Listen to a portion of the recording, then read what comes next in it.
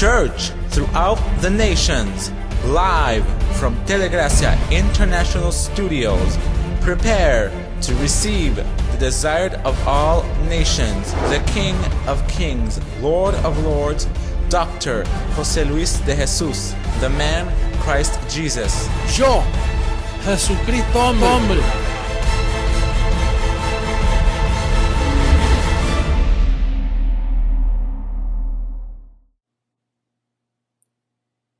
Blessed with all blessings.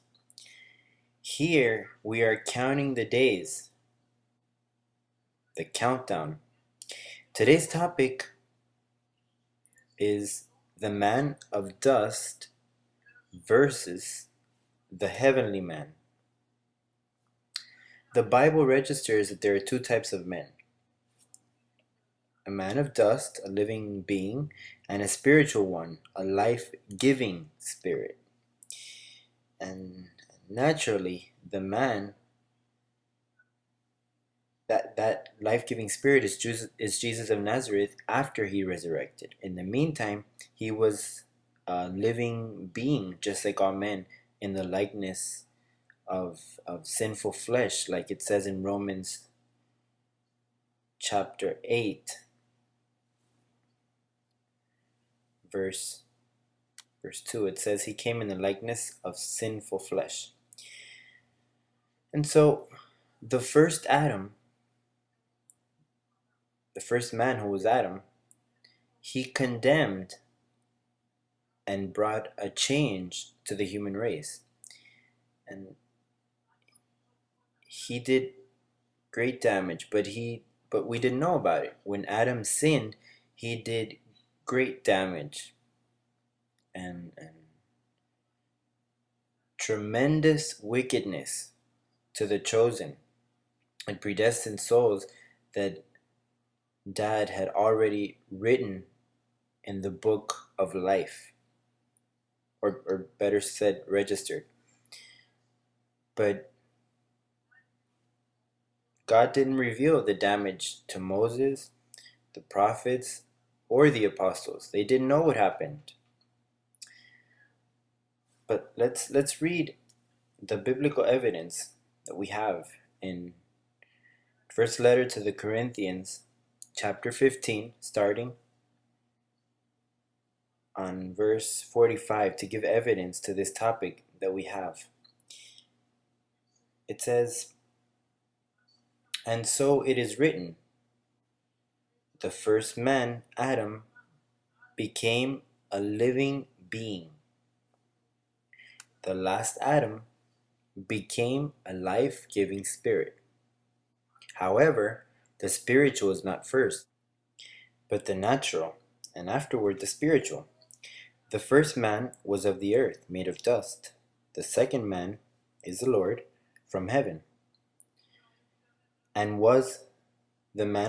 was the man of dust, so also are those who are made of dust. And as is the heavenly man, so also are those who are heavenly. And as we have borne the image of man of dust, we shall also bear the image of the heavenly man." So we now have the evidence of these two men.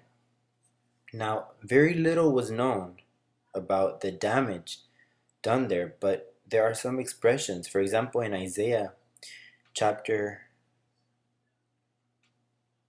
14, verse 16 and 17, it speaks of the damage that took place. It says,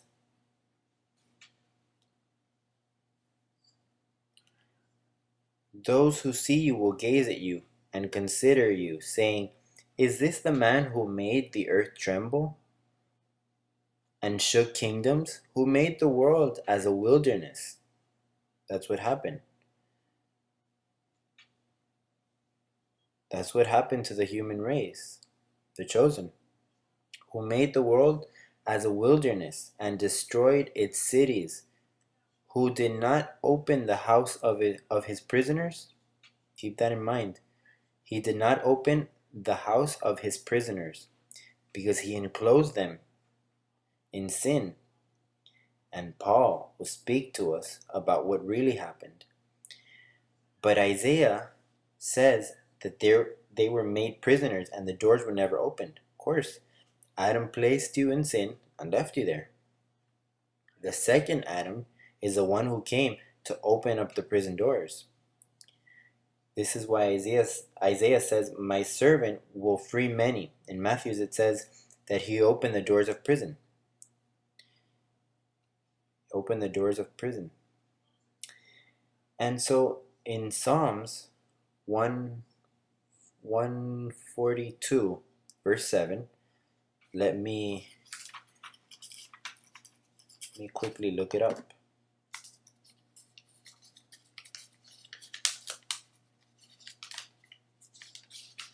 Psalms 142 verse 7 says,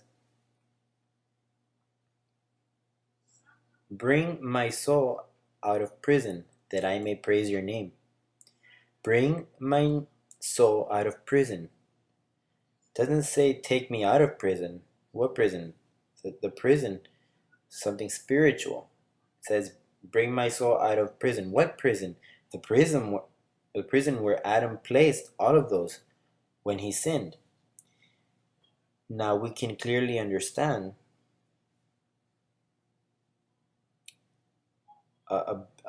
a bit more, because not much light was shed yet. But in Psalm 51 verse 5, David said, behold, I was brought forth in iniquity, and in sin my mother conceived me.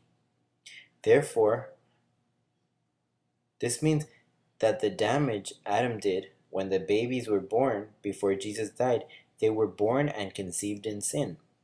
And in Romans 5:12, look at how Paul says, therefore, just as through one man sin entered the world, not through a woman, and death through sin, and thus death spread to all men because all sinned.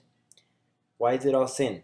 Well, because when Adam sinned, that representing head passed sin unto all men. How does it say it there? Therefore, just as through one man sin entered the world, when sin entered, then death entered, and Satan brought the power of death. And that's what he had, the only thing he had. When Christ died, it says that the power of death that the devil had, because he doesn't have it anymore, was destroyed. When sin was taken out and death was taken out, then the devil was destroyed. And why was sin taken away? Well, because the end of the law is Christ. And sin without the law is dead. If Christ died, he put an end to the law. If the law ended, then sin without law is dead. Well, blessed, it will be until next time when we will continue to speak of the precious and beautiful truths of the gospel of grace. It will be until next time. You are blessed with all blessings. Thank you, Lisbeth, for all the work that you do. Today she worked overtime with the cameras here in the studio. Blessed.